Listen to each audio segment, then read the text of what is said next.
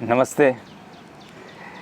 किसी ने मुझे एक प्रश्न पूछा था ना, प्रश्न भी नहीं, एक आरोप लगाया था कि कृष्ण जो हैं वो ये युद्ध पूरा महाभारत जो है वो कृष्ण की वजह से हुआ था और कृष्ण ने बहुत वायलेंस, कृष्ण के डिसीज़न की वजह से वायलेंस हुआ। ये बात बिल्कुल ही झूठी है। कृष्ण एकमात्र इंसान थे जो महाभारत नहीं चाहते थे। दुर्योधन महाभारत चाहता था, उसके भाई चाहते थे, पांडव भी महाभारत चाहते थे, युद्ध दोनों चाहते थे, राज दोनों को भोगना था, राज की लालच दोनों की थी। कृष्ण एकमात्र ऐसे थे जो युद्ध नहीं चाहते थे। वो चाहते थे कि यार शांति से चीज़ें निपट जाएं। इसके लिए वो भीष्म से भी मिले, इसके लिए वो कर्ण से भी मिले, इसके लिए वो द्रोण से भी मिले।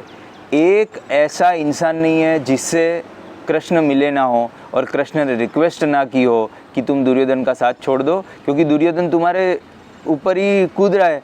अगर तुम बीच में से हट जाओगे तो दुर्योधन को युद्ध करने की ये जो सारी खुजली है वो ख़त्म हो जाएगी और वो शांति प्रस्ताव एक्सेप्ट करने के लिए मजबूर हो जाएगा।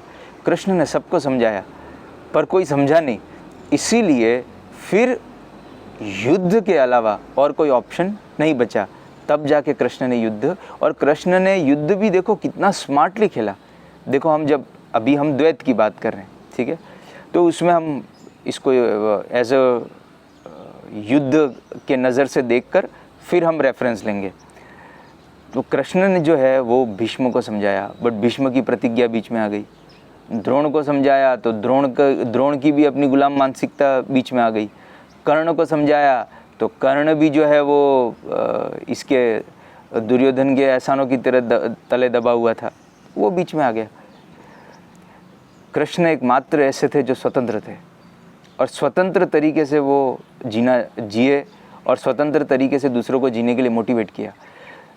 देखो, चॉइस ऐसा नहीं था कि कर्ण के पास नहीं थी, द्रोण के पास नहीं थी या भीष्म के पास नहीं थी। जिन हालातों में कर्ण पैदा हुआ था उन्हीं हालातों में कृष्ण भी पैदा हुए थे।